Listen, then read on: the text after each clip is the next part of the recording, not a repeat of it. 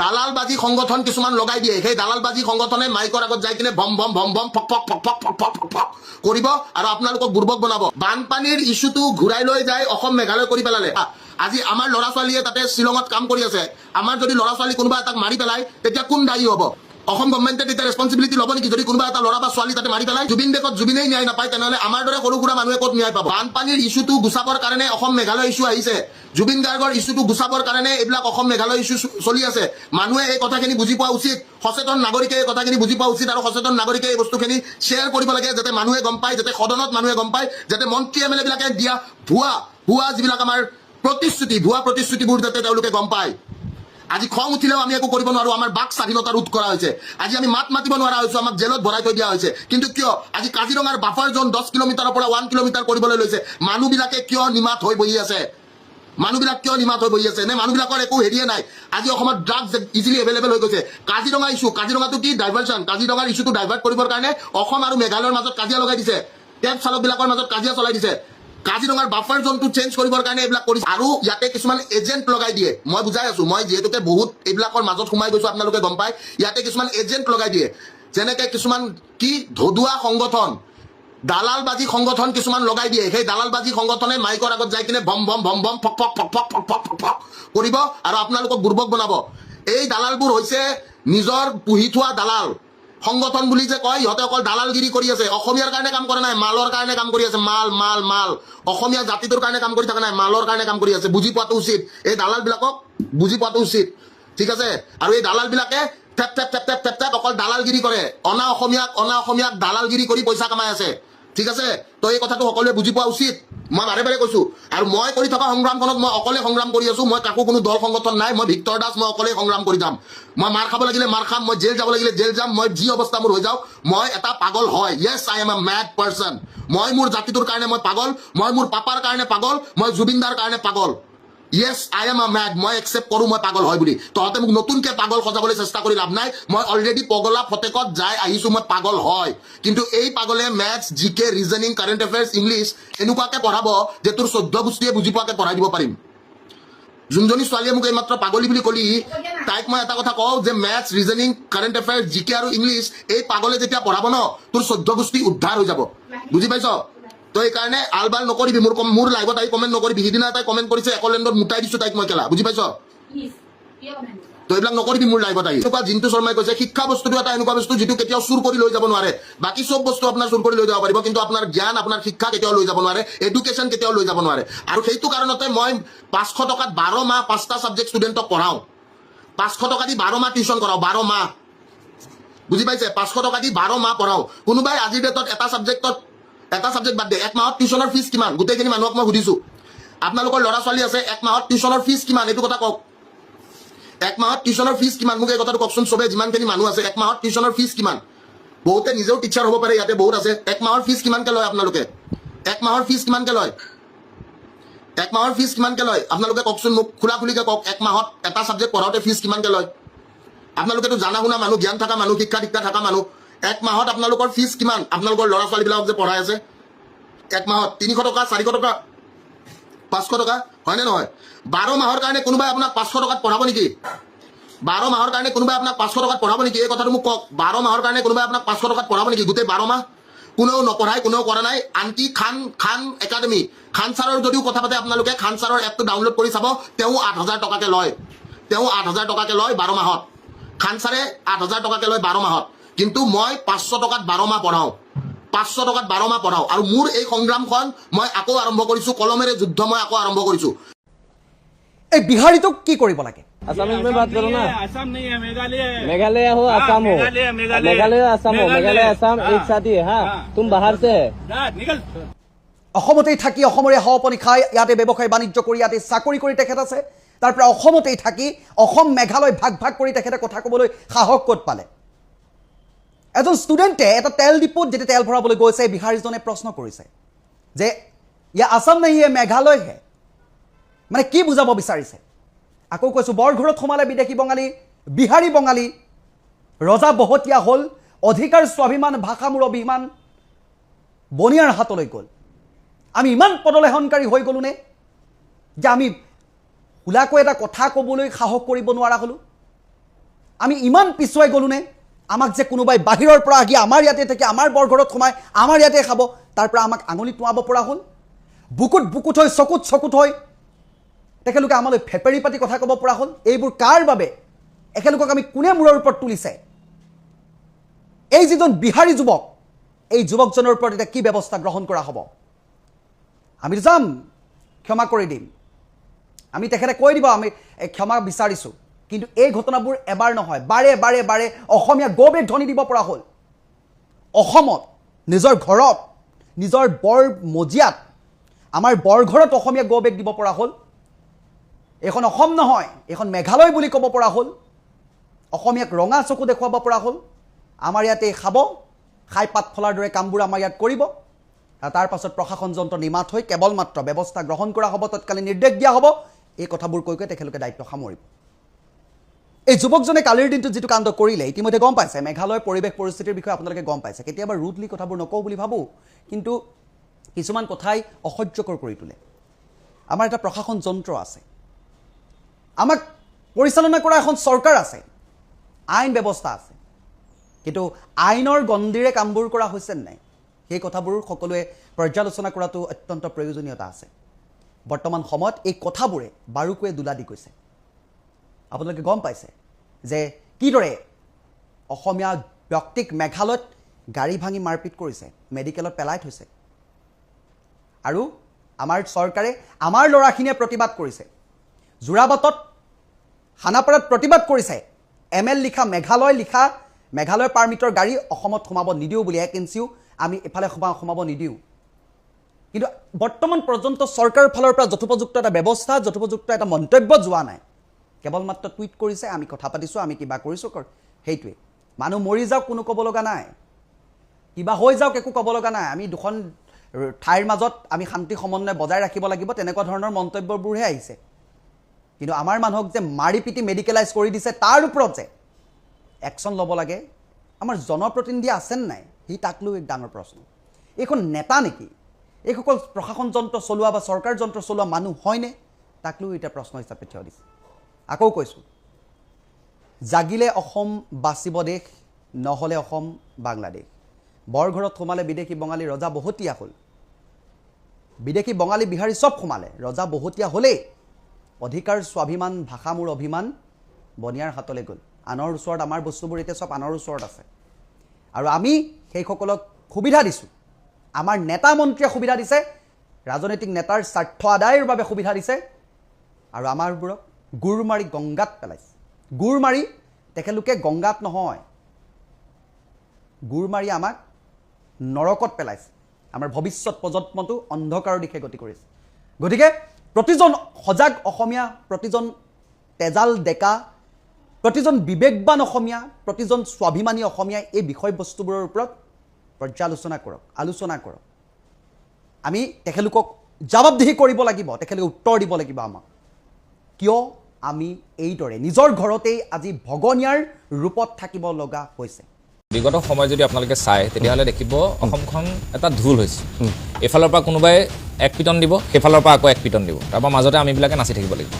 এনেকুৱা এটা পৰিৱেশলৈ গৈ আছে অলপ দিনৰ আগত অৰুণাচলৰ লোকে 11জন মিচিং ভাই বন্ধুৰ ভৰিত গুলিয়ালে কেইবাজনো এতিয়া ICUত আছে 2 লাখ টকা দিলে মন্ত্ৰী গ'ল আলোচনা কৰিলে তাৰপিছত সেইটো আন্দোলন খাম কাটিলে এফালে শিৱসাগৰত বানপানী হ'ল শিৱসাগৰ বানপানী হোৱাৰ পিছত ৰাইজে যিমানখিনি যি পাব লাগে চৰকাৰৰ পৰা উপযুক্ত পৰিমাণে বৰ্তমানলৈকে পোৱা নাই সেইটো খাম কাটিছে লাহে লাহে সেইটো এটা বিষয়টো বেলেগ যাব জুবিন গাৰ্গৰ ন্যায় প্ৰক্ৰিয়াটো এটা তদন্তৰ প্ৰক্ৰিয়া এইটো এটা চলি আছে মিহিমিকে অলপ দিনৰ আগত 14 আগষ্টৰ দিনা কৰ্তব্যৰত অৱস্থাত এগৰাকী আৰক্ষী বিষয়াক ড্ৰাগছ মাফিয়াই মাৰি দিলে সেইটো বিষয় তল পৰিলে আজি গৈ পেলাই আহি গ'ল আকৌ এটা নতুন বিষয়টো আজি দুদিন বিহু চলি আছে বুলি কয় কিছুমানৰ কাৰণে এইটো বিহু কিছুমানৰ কাৰণে সাংঘাতিক ধৰণৰ এটা ভয়াৱহ দুটা দিন ঘটনাটো আচলতে কেব চালকৰ কোনখন কেব সোমাব বা কোনখন কেব নহ'ব এইটো আচলতে এনেকুৱা হৈছে যে অসমৰ মানুহ তাতে যাব অসমৰ মানুহ যে নাযাব তাতে অসমৰ মানুহ গৈ পেলাই তাতে তেওঁলোকৰ জীৱন সুৰক্ষিত হ'ব নে নহ'ব এইটো হৈছে আটাইতকৈ ডাঙৰ কথা সন্মুখত দেখা ঘটনাৰ সম্পূৰ্ণ পৰিৱেশ দেখা যি মৌলবাদী কাৰ্যৰে আক্ৰমণ কৰিছিলে সেইগৰাকী ব্যক্তি হৈছে পংকজ বৰ্মন কেব চালক মজদুৰ সংঘৰ সাধাৰণ সম্পাদক মই স্বাগতম জনাইছোঁ অনুষ্ঠানৰ মজিয়ালৈ দুদিনে ধৰি তেওঁলোকৰ প্ৰতিবাদ অব্যাহত ৰাখিছে আৰু মোৰ বাওঁ ছাইডতে আছে ৰাজু ফুকন এগৰাকী জাতীয়তাবাদী নেতা প্ৰাক্তন এগৰাকী সদৌ অসম ছাত্ৰ সন্থাৰ নেতা অসম জাতীয় পৰিষদৰ নেতা মই স্বাগতম জনাইছোঁ অনুষ্ঠানৰ মজিয়ালৈ ৰাজু ফুকন আৰু ইয়াৰ পিছতে বৈকুণ্ঠ প্ৰিন্স পাঠক অসমীয়া যুৱ মঞ্চৰ কেন্দ্ৰীয় মুখ্য সাংগঠনিক সম্পাদক বৈকুণ্ঠ প্ৰিন্স পাঠক আপোনালোকক স্বাগতম জনাইছোঁ। মই আন্দোলনৰ প্ৰেক্ষাপটত দেখিছিলোঁ, পৰিৱেশ দেখি আহিছে, সন্মুখৰ পৰা আহিছে, আৰু চন্দন গৌতম গোস্বামী, মই এগৰাকী সামাজিক বিশ্লেষক আৰু ৰাজনৈতিক বিশ্লেষক হিচাপে আমাৰ মাজত উপস্থিত আছে। কিছু সময়ৰ পিছতে উপস্থিত হ'ব জয়ন্ত গোস্বামী, ভাৰতীয় জনতা পাৰ্টীৰ ৰাজ্যিক মুখপাত্ৰ, তেওঁক স্বাগতম জনাইছোঁ ইতিমধ্যে অনুষ্ঠানৰ মজিয়ালৈ। মই প্ৰথমে চন্দন গোস্বামীৰ পৰা আৰম্ভ কৰাৰ পূৰ্বে মই কেব চালক যি মজদুৰ সংঘ আছে, সংঘৰ সাধাৰণ সম্পাদকগৰাকীয়ে সেই পৰিস্থিতি দেখিছে, সন্মুখৰ পৰা দেখিছে, মই কেনেকুৱা পৰিৱেশ দেখিছিলে, আমি টেলিভিশ্যনত দেখুৱাই আছোঁ, সেয়া আপোনালোক একদম ভুক্তভোগী। মই প্ৰথমটো প্ৰতিক্ৰিয়া আপোনাৰ পৰা ল'ব বিচাৰিছোঁ, পংকজ বৰ্মন। চাওক, তেওঁলোকে যিটো পৰিৱেশৰ সৃষ্টি কৰিছে, সময়টো কিমান সময় আছিল সেইদিনাখন? সেইদিনাখনতো আপোনাৰ ৰাতিপুৱাৰ পৰাই হৈছে, কিন্তু গাড়ী ভাঙা ষ্টাৰ্ট কৰিছে তেওঁলোকে ধৰি লওক 11টামান, মানে ৰাতিপুৱাৰ পৰা খাচী ছাত্ৰসন্থা আন্দোলন কৰিছে। হয়, এইবিলাক হৈছে। মোৰ প্ৰথম কথা আন্দোলনটো ক'ত কৰিছিলে? শ্বিলঙৰ প্ৰথম কি কয়, মানে আন্দোলনটো ক'ত ষ্টাৰ্ট কৰিছিলে তেওঁলোকে? সেইটোতো মোলাৰ পৰাই এনেকৈ গৈ আছে। আচ্ছা, সেইটো মই মানে জেগাটো ইমান হেৰি নাই আৰু। কিন্তু মোৰ প্ৰথম কথা হৈছে কি, এটা চালক হিচাপে বা এজন চালক সংগঠনৰ দায়িত্বত থকা ব্যক্তি হিচাপে এই যিটো তেওঁলোকে বৰ্বৰ অত্যাচাৰ যে কৰিলে, সেই সংগঠনটোক প্ৰথমে মেঘালয় চৰকাৰে নিষিদ্ধ সংগঠন ঘোষণা কৰিব লাগে। মানে অলৰেডি বেন কৰিব লাগিছিলে, অলৰেডি বেনটো কৰিব লাগিছিলে, কিন্তু এতিয়া মই যিটো দেখিছোঁ তেওঁলোকক নিষিদ্ধ সংগঠন হিচাপে ঘোষণা কৰিব লাগে। এইকাৰণে নিষিদ্ধ সংগঠন হিচাপে ঘোষণা কৰিব লাগে, কোনো এটা সংগঠনে, আমিতো বহুত আন্দোলন দেখিছোঁ, বহুত আমি প্ৰতিবাদ দেখিছোঁ বা আমিও নিজে কৰিছোঁ, তেনেকুৱা ঘটনা অসমত আমি দেখা নাই। আৰু মেঘালয়ত যি ঘটনা আমি দেখিলোঁ, মুখত কলা কাপোৰ বান্ধি তেনেকৈ বাইক ৰেলী এটা উলিয়াই পেলাই যি গুণ্ডা বাহিনী কি আছিলে, হকী ষ্টিক আছিলে, কি কি আছিলে, মানে এই মানে যিটো মানে আমি হেৰি বুলি কওঁ যে, মানে জান্দা বুলি কওঁ যে, এইবিলাক কোনো এটা ভদ্ৰ সংগঠনে এইবিলাক কাম নকৰে। আৰু আটাইতকৈ দুখৰ বিষয়, যিজন সেই 5 নে 6 বছৰীয়া ল'ৰাজনক যে গ্লাছ ভাঙি দিওঁতে, গাড়ীৰ গ্লাছটো ভাঙি দিওঁতে যে তেওঁৰ মুখত যে সোমাই গ'ল, তেওঁলোকৰ এইবিলাক কৰাৰ কাৰণে অকণমানো মানে মনত শংকা নালাগিল যে আমি নকপিল, মানে মানৱতা নাই। হয়, একদম মানৱতা নাই। মই সেইকাৰণে কৈছোঁ তেওঁলোকক নিষিদ্ধ সংগঠন ঘোষণা কৰিব লাগে। আৰু আমি যিটো দেখিলোঁ, বাকী মই এতিয়া ইয়াৰে কথা কওঁ, যোৰাবাটৰ এই দুদিন আমি প্ৰটেষ্ট কৰিলোঁ, মই আজিও আছিলোঁ, যোৱাকালি মই ভালেখিনি সময় আছিলোঁ, আজিও মই ভালেখিনি সময় আছোঁ। আমি যিখিনি কৰিছোঁ এই ৰ'দত, আমাক এটা সংগঠনৰ বিষয়ববীয়াই এখন প্লাষ্টিকত আনি দিছে ওপৰত, আমাৰ দুখ কষ্টখিনি দেখি বা আমি যিখিনি আমি সতীৰ্থসকলে আমি কৰি আছোঁ, এইবোৰ দেখাৰ পিছতো যি আমাৰ পৰিবহণ মিনিষ্টাৰ, আমাৰ মেঘালয়ৰ chief minister Meghalaya Conrad Sangma ডাঙৰীয়া, তেখেতেও মোৰ হিচাপত পদত্যাগ কৰিবলৈ ইমানখিনি দেখাৰ পিছতো, কাৰণ কিয় তেওঁ ইমানখিনি দেখাৰ পিছত বৰ্তমান সময়লৈ, এইখিনি সময়লৈ তেওঁ মৌন হৈ আছে। কোনো এজন তেখেতলোকৰ পৰা জনপ্ৰতিনিধি প্ৰতিবাদকাৰীৰ ওচৰলৈ অহা নাই, কোনো এজন অহা নাই, কোনো এজন প্ৰতিবাদকাৰীৰ ওচৰলৈ অহা নাই। অথচ আমি তাতে ভোকে পিয়াহে আমাৰ সতীৰ্থসকলে, বিভিন্ন দল সংগঠনৰ বিষয়ববীয়াসকলে তাত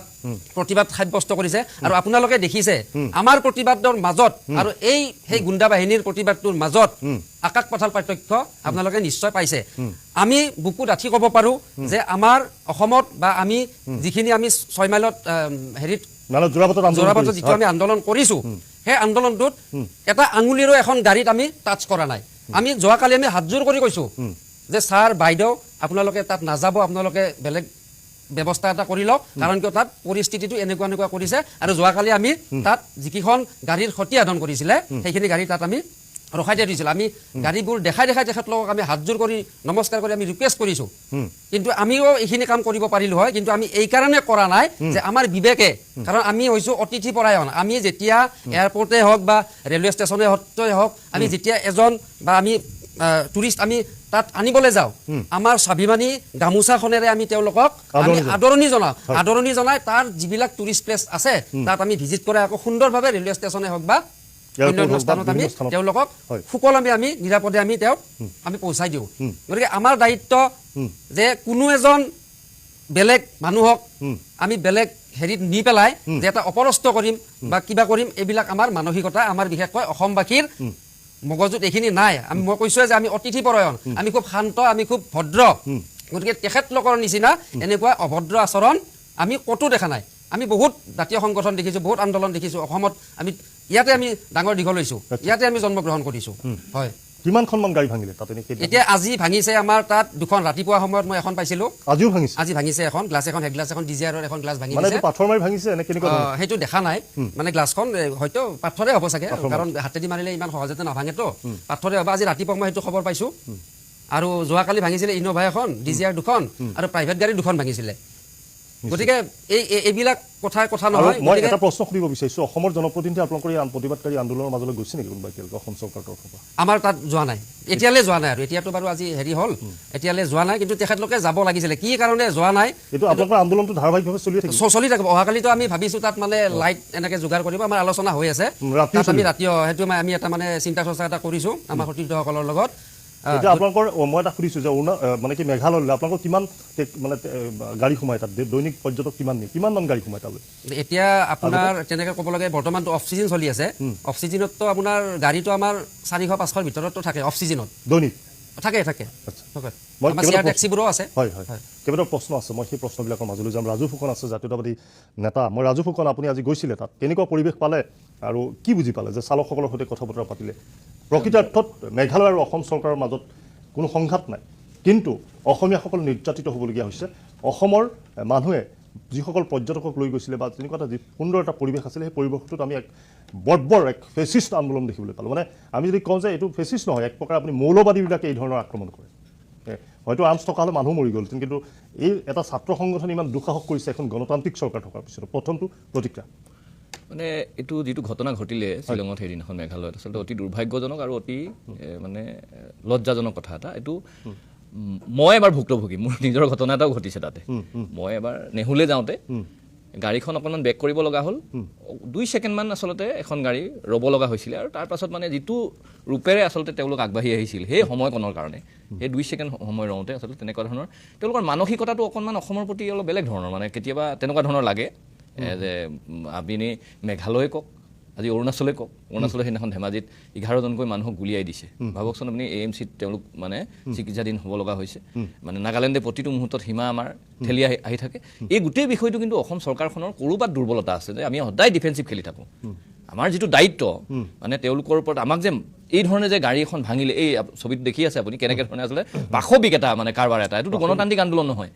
এই যে কৰি থাকে অসমৰ গাড়ীৰ নাম্বাৰ প্লেট বিচাৰি তেওঁলোকে কি কৰিছে তাত মানে আক্ৰমণ কৰিছে আজি মই গৈছিলোঁ তাতে ধ্ৰুৱ যিজন আপোনালোকৰ সভাপতি ধ্ৰুৱক মানে লগ পাইছোঁ বিভিন্ন ধৰণৰ জাতীয় সংগঠনৰে এই বিষয়টোৰ ওপৰত মানে আন্দোলনৰ কাৰ্যসূচীত অংশগ্ৰহণ কৰিছে আচলতে আৰু এটা দুৰ্ভাগ্যজনক কথা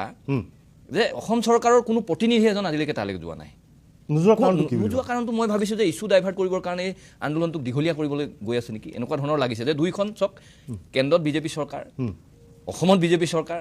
মানে মেঘালয়ত বিজেপি চৰকাৰ এইটো সামান্য কথা এটা লৈ এখেলোকে মানে গোটেই বিষয়টো লৈ এটা আন্দোলনৰ মানে কাৰ্যসূচী ঘোষণা কৰি তেওঁলোকে আন্দোলন কৰি আছে সামান্য মানে কি যিকেইখন গাড়ী ক্ষতিসাধন হ'ল সেইখন গাড়ী বনাই দিব লাগিব ৰিপেয়াৰিং কৰিব লাগিব ভৱিষ্যতৰ দিনত যাতে এনেকৈ ধৰণে কোনেও কৰিব নোৱাৰে মেঘালয়লৈ গ'লে সেই কামটো মানে এচিয়ৰ কৰিব লাগিব সুৰক্ষিত ভৱিষ্যতৰ কাৰণে তেওঁলোকে কি কৰিছে 3টা দিন ধৰি আন্দোলন কৰি আছে কিন্তু আমাৰ চৰকাৰখনৰ দায়িত্বটো আছিল কি যে তাতে গৈ মানে আমি যিহেতু নেডাৰ চেয়াৰমেন ইয়াত আছে নেডাৰ চেয়াৰমেন মানে মুখ্যমন্ত্ৰী অসমৰ মুখ্যমন্ত্ৰী ডক্টৰ হিমন্ত বিশ্ব শৰ্মা নেডাৰ চেয়াৰমেন তাৰ পাছতো কিন্তু আজি তাৰিখলৈকে মানে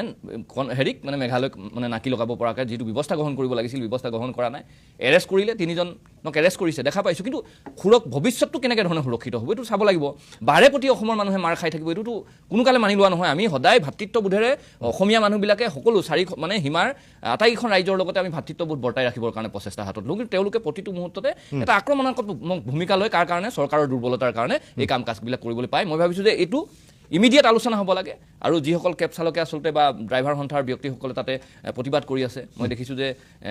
বিজেপিৰ মানুহো গৈছে বিজেপি মানে পৰোক্ষভাৱে সমৰ্থন কৰা সত্যৰঞ্জন বৰা ডাঙৰীয়াও তাত বহি আছেগৈ যে এই কথাবিলাক মানে এই মানুহবিলাকৰ সুৰক্ষিত এখেলোকে এখন গাড়ী চলাই পেট প্ৰৱৰ্তাই আছে পৰিয়াল পোহপাল দি আছে তাৰ পাছত গৈ যদি তাত প্ৰত্যেক বছৰৰ মানে বছৰে প্ৰত্যেক বছৰতে তেওঁলোকে ধৰণৰ এনেকুৱা ধৰণৰ ঘটনাটো আমি যাতে মানে একদম নিষ্পত্তি কৰিব পৰা হয় তেওঁলোকে যাতে কোনো কালে হাত দিব নোৱাৰে তেনেকুৱা পৰ্যায়লৈকে এটা মানে সুস্থিৰ সিদ্ধান্তত আহিব বুলি আমি আশা প্ৰকাশ কৰিছোঁ আৰু মানে অসম চৰকাৰখনে যাতে প্ৰতিটো মুহূৰ্তত ডিফেন্সিভ নেখেলে যে পিছলৈ হুকা নীতি এটা আজি সীমান্ত মন্ত্ৰীগৰাকীয়ে এটা কথা কৈছে যে প্ৰতিবাদকাৰীয়ে যিসমূহ কথা বতৰা কৈছে যিসমূহ দাবী উত্থাপন কৰিছে যিসমূহ সমস্যা সমাধান কৰিছে দুইখন চৰকাৰ আলোচনা হ'ব তাত এই সমস্যাসমূহ আমি আলোচনা কৰিবলৈ গ'লে সীমান্ত উন্নয়ন মন্ত্ৰী অতুল বৰা হয় অতুল বৰা ডাঙৰীয়া সীমান্ত তাত আলোচনা কৰিবলৈ গ'লে তাত আচলতে ৰিজাল্ট কিটো পাবতো ৰাইজে দেখি আছে নহয় আজি নাগালেণ্ডত আজি মই মানে সৰু পথাৰৰ এজন ব্যক্তি হিচাপে নাগালেণ্ডত কেনেকৈ ধৰণে মাটি আমাৰ লৈ গৈ আছে সীমান্ত উন্নয়ন মন্ত্ৰীয়ে এবাৰ গৈ মেলি কি কৰিলে কঁঠাল গছত কঁঠাল পাৰি আনি খোৱা ব্যৱস্থা কৰিলে এতিয়া যদি মেঘালয়লৈ যায় গাহৰি মাংসই ভাতকেইটা খাই আলোচনা মানে সামৰি পিনি তাৰপৰা গুচি আহিব তাতকৈ আৰু বহুত বেছি আশা কৰিব নোৱাৰি মই সেইকাৰণে কৈছোঁ যে এইটো কেন্দ্ৰই মানে ইনিচিয়েটিভ লৈ এইটো সমস্যা সমাধান কৰিবৰ বাবে ব্যৱস্থা গ্ৰহণ কৰিব লাগে মুখ্যমন্ত্ৰীগৰাকীয়ে বেলেগক দায়িত্ব কিয় দিব লাগে নেডাৰ চেয়াৰমেনজন হৈ তেওঁ নিজে দায়িত্ব লওক নিজে দায়িত্ব লৈ মুখ্যমন্ত্ৰী আলোচনা কৰি যে কোনো কালে এনেকুৱা ধৰণৰ কাম কৰিব নোৱাৰিব সীমান্তৰ এটা স্থানত বহি ল'লেই হ'ল হয় ন এটা কথা পাতি লওক কথা পাতি মানে এই বিষয়টো তেওঁ গায়ে এৰাই দিলে নহ'ব নহয় বিষয়টোৰ পৰা নেডাৰ চেয়াৰমেন হৈ তেওঁ দায়িত্বত আছে আজি তাৰিখত উত্তৰ পূৰ্বাঞ্চলৰ তাৰপাছত তেওঁ আকৌ বেলেগলৈ দায়িত্বটো ঠেলি দিব এনেকুৱা ধৰণৰ কথাটো নাই সেইকাৰণে কৈছোঁ যে এইটো নিষ্পত্তি কৰিবৰ কাৰণে সদিচ্ছাৰ অভাৱ হৈছে আৰু দীঘলীয়াকৈ আন্দোলনটো লৈ যাবৰ কাৰণে প্ৰচেষ্টা মানে কাম কৰিছে কেলে যে বিভিন্ন ধৰণৰ ইছ্যু আছে কাজিৰঙাৰ ইছ্যুটো আছে বা বেলেগ ধৰণৰ কোনোবাই মানে হেৰিৰ লগত মই শুনা পাইছোঁ যে মানে এই চিমেণ্ট কোম্পানীটোৰ লগত মানে মেঘালয় মুখ্যমন্ত্ৰীও জড়িত হৈ আছে সেইকাৰণে বস্তুটো দীঘলীয়া কৰি ইছ্যু ডাইভাৰ্ট কৰিবৰ কাৰণে তেওঁলোকে আচলতে কাম কাজ কৰি আছে এইটো ইয়াৰ পৰা ৰাজনৈতিক এজেণ্ডা আছে নহ'লে ইমান দীঘলীয়া কৰাৰ কোনো অৰ্থ নাই কোনো এজন ব্যক্তি যোৱা নাই আজিলৈকে 3 দিন ধৰি আমাৰ ড্ৰাইভাৰ সন্থা কেব চালক সন্থাই তাত মানে আন্দোলন কৰি আছে কিন্তু কোনো এজন ব্যক্তি নোযোৱাটো অলপ ডাঙৰ কথা নেকি এইটো এওঁলোক কি মানে অসমৰ মানুহ নহয় নেকি এওঁলোকৰ প্ৰতি চৰকাৰখনৰ দায়িত্ব নাই নেকি যে ভোকে পিয়াহে ৰ'দে বৰষুণে তেওঁলোকে গৈ পিনি মানে তাত আন্দোলনৰ কাৰ্যসূচী ৰূপায়ণ কৰি আছে এওঁলোকক কোনো দায়িত্বপূৰ্ণভাৱে তেওঁলোকৰ ওচৰলৈ এজন ব্যক্তিকো পঠাই দিয়া নাই এইটোতো কোনো কালে চৰকাৰে তেনেকুৱা ধৰণে হাত সাৰিলে নহ'ব চৰকাৰে মানে এইটো ব্যৱস্থা গ্ৰহণ কৰিব লাগিব গণতান্ত্ৰিক আন্দোলন মই নিজে দেখিছোঁ তাত বাৰে প্ৰতি কৈ আছে ধ্ৰুৱ বুলি যিজন আছিলে তেওঁৰ সতীৰ্থসকলক কৈ আছে যে কোনো কালে যাতে হিংসাত্মক হ'ব নোৱাৰে যাতে কোনো তাত এনেকৈ ধৰণে মানে গাড়ীবিলাকক মানে যাত্ৰীসকলক অপদস্থ কৰিব নোৱাৰে হয় প্ৰয়োজন হৈছে ঘূৰাই পঠাই দিছে কিন্তু ভাল বিহেভ কৰি হাত জোৰ কৰি তেওঁলোকে কি কৰিছে আন্দোলনটো সফল কৰিবৰ কাৰণে ব্যৱস্থা গ্ৰহণ কৰিছে গণতান্ত্ৰিক আন্দোলন এটা হৈ আছে তাৰ প্ৰতি শ্ৰদ্ধা কিন্তু চৰকাৰে যেনেধৰণে দিব লাগিছিল দিয়া পৰিলক্ষিত হোৱা নাই নিশ্চয় চন্দন গৌতম গোস্বামী কি ক'ব যে সমগ্ৰ বিষয়টোক লৈ আপোনাৰ বিশ্লেষণে কি কয় চাওক প্ৰথম কথা আজিৰ যিটো পৰিস্থিতি এইটো আজিৰ পৰিস্থিতি বুলি ক'লে আচলতে নহ'ব আমি যদি চাওঁ আমি আগলৈকে যদি ঘূৰি যায় এনেকুৱা পৰিস্থিতি আগতে হৈছে অসমীয়া কেব চালকক মেঘালয়ত সোমোৱাত আগতেও বাধা দিয়া হৈছে অপদস্থ কৰা হৈছে মাজতে অসমৰ পৰা মেঘালয়লৈ যোৱা ৰাস্তাত ডিজেল ঢালি পেলাই আপোনালোকে নিজে বাতৰি পৰিৱেশন কৰিছে আমি চাইছিলোঁ যে বহুকেইখন এনেকুৱাকৈ গাড়ীক আপোনাৰ এক্সিডেণ্ট কৰোৱাই পেলাই তাৰ পৰা আপোনাৰ কিছুমান দুষ্কৃতিকাৰীয়ে আপোনাৰ মানে লুণ্ঠন কৰাৰ কিছু ঘটনা আমি আগতো পাইছোঁ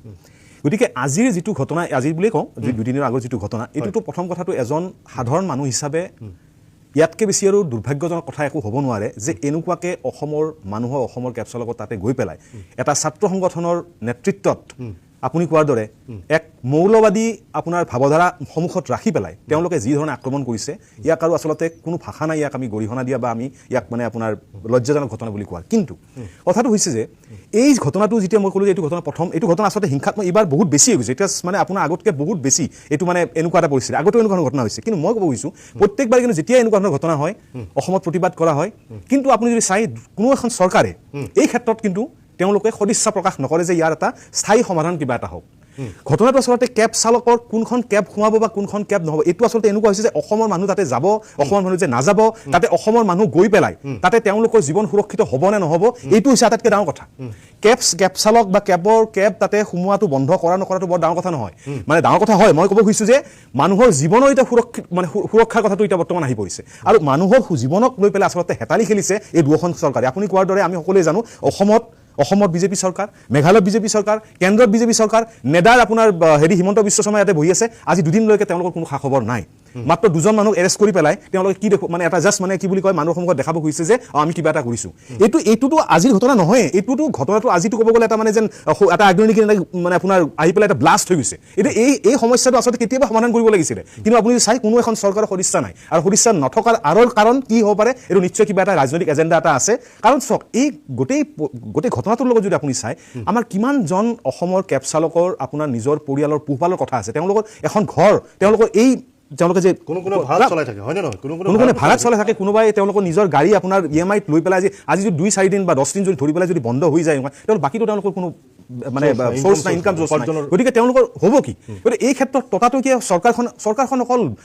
কি বুলি কয় ৰাস্তা বনোৱা বা ফ্লাইঅভাৰ বনোৱাৰ কাৰণে চৰকাৰখন নাই নহয় অকল চৰকাৰখন আপোনাৰ চৰকাৰখনৰ দায়িত্ব আছে মানুহখিনি যিখিনি অসমত আছে সেই মানুহখিনি দায়িত্বটো লোৱা গতিকে আজি যদি এই অৱৰোধটো যদি আজি দীঘলীয়া আজি তেখেতে ডাঙৰীয়াই কৈছে যে আজি তেওঁলোকে এই যিটো আন্দোলন গণতান্ত্ৰিক আন্দোলন যি মানে একদম হিংসাত্মক কোনো ধৰণৰ এটা স্ফুলিংগ নপৰাকৈ তেওঁলোকে যি আন্দোলন কৰিছে কিন্তু এই আন্দোলনটো যদি আজি দীঘলীয়া যদি হৈ যায় 10 দিন এমাহ যদি হৈ যায় ভাবক সেই কেইজন কেব চালকৰ ঘৰৰ কথা আপুনি ভাবক সেই পৰিয়ালটোৰ কথা তেওঁলোকৰ কি হ'ব তাৰ দায়িত্ব কোনে ল'ব তাৰ দায়িত্ব চৰকাৰে ল'ব যদি চৰকাৰে দায়িত্ব লওক তেতিয়াহ'লে কওক তেওঁলোকে কিন্তু মইতো দেখা নাই যে তেওঁলোকে কোনো দায়িত্ব লোৱাৰ কথা কাৰণ যিখন চৰকাৰৰ কোনো এজন প্ৰতিনিধি আহি পেলাই এওঁলোকৰ লগত বা সেই চৰকাৰৰ সেই মেঘালয় চৰকাৰৰ সেই সংগঠনৰ লগত কোনো এটা আলোচনা কৰাৰ কথা তেওঁলোকে আজি 2 দিন 3 দিন শেষ হ'ব আজি এতিয়া তেওঁলোকে কৈছে তেওঁলোকে আলোচনা কৰিব বুলি আৰু আটাইতকৈ ডাঙৰ কথাটো হৈছে কি এগৰাকী জিলা আয়ুক্তৰ তাত গৈ পেলাই গোটেই পৰিস্থিতিটো বুজি ল'ব নাই যোৱা এতিয়ালৈকে কোনো যোৱা নাই কামৰূপ মহানগৰ জিলা আয়ুক্তগৰাকীটো আমাৰ যোৰাপাটলৈকে হয়নে এতিয়া মই মাজতে কথাখিনি কওঁ এতিয়া চাওক আপোনালোকৰ আমাৰ ইয়াতে যিটো আমাৰ কেব চালক সন্থাই যিখিনি আন্দোলন ইয়াতে কৰিছে সম্পূৰ্ণ গণতান্ত্ৰিকভাৱে হৈছে কিন্তু ভাবক যদি কিবা কাৰণত যদি পৰিস্থিতি যদি অকণমান যদি ইফাল সিফাল হৈ পেলাই হিংসাত্মক যদি এটা যদি পৰিস্থিতিলৈকে গুচি যায় আপুনি ক'ব নোৱাৰে কোনো কথাটো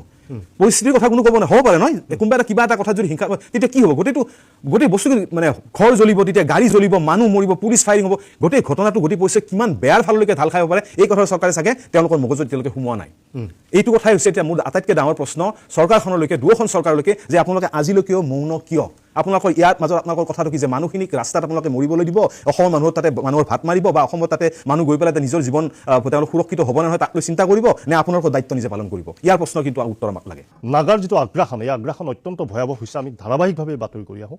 অপ্ৰিয় হ'লেও সত্য যে চৰকাৰ প্ৰশাসনে সীমা সমস্যা সমাধানৰ বাবে যথেষ্ট পদক্ষেপ হাতত লৈছে কিন্তু একে সময়তে যদি আমি চাওঁ মেঘালয়ৰ যিটো আগ্ৰাসন আমি দেখিলোঁ এই আগ্ৰাসনটো অত্যন্ত দুৰ্ভাগ্যজনক আৰু অত্যন্ত আহি থকা দিনত ভয়াৱহ হোৱাৰ দিশে গতি কৰিছে কাৰণ আমি দেখিবলৈ পাওঁ প্ৰায়ে শুনিবলৈ পাওঁ অৰুণাচলতে যাওক আপুনি নাগালেণ্ডতে যাওক বা আপুনি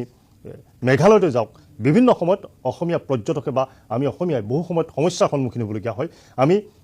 অভব্য আচৰণৰ সন্মুখীন হ'বলগীয়া হয় সেই কথা কোনেও নুই কৰিব নোৱাৰে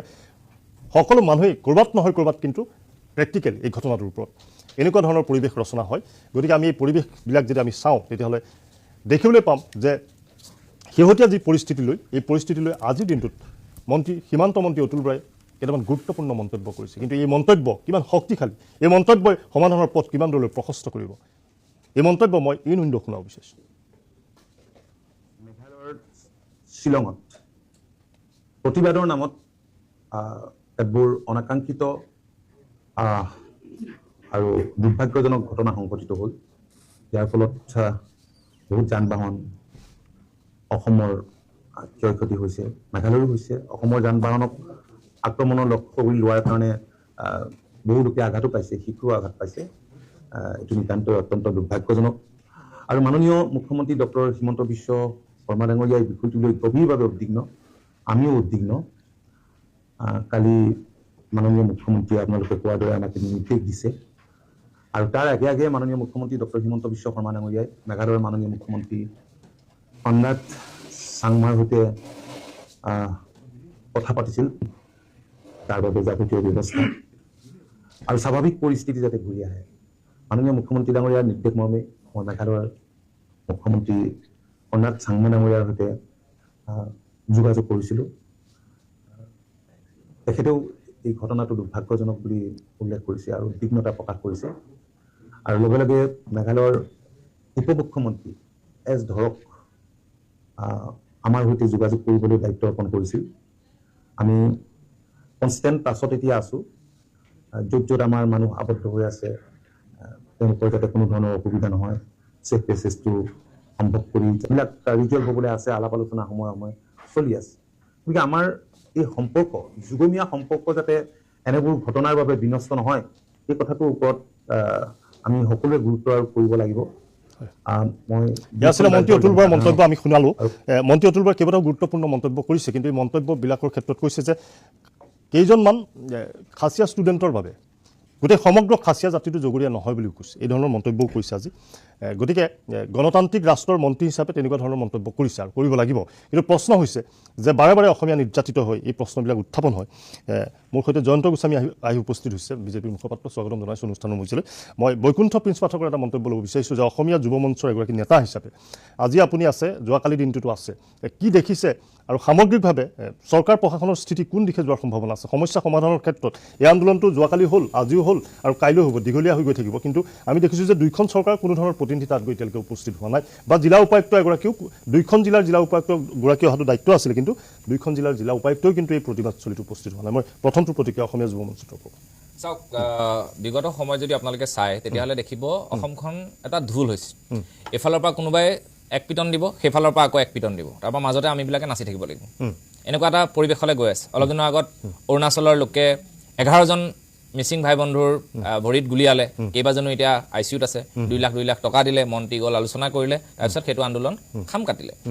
এফালে শিৱসাগৰত বানপানী হ'ল শিৱসাগৰ বানপানী হোৱাৰ পিছত ৰাইজে যিমানখিনি যি পাব লাগে চৰকাৰৰ পৰা উপযুক্ত পৰিমাণে বৰ্তমানলৈকে পোৱা নাই সেইটো খাম কাটিছে লাহে লাহে সেইটো এটা বিষয়টো বেলেগ যাব জুবিন গাৰ্গৰ ন্যায় প্ৰক্ৰিয়াটো এটা তদন্তৰ প্ৰক্ৰিয়া এইটো এটা চলি আছে মিহিমিকে অলপ দিনৰ আগত 14 আগষ্টৰ দিনা কৰ্তব্যৰত অৱস্থাত এগৰাকী আৰক্ষী বিষয়াক ড্ৰাগছ মাফিয়াই মাৰি দিলে সেইটো বিষয় তল পৰিলে আজি গৈ পেলাই আহি গ'ল আকৌ এটা নতুন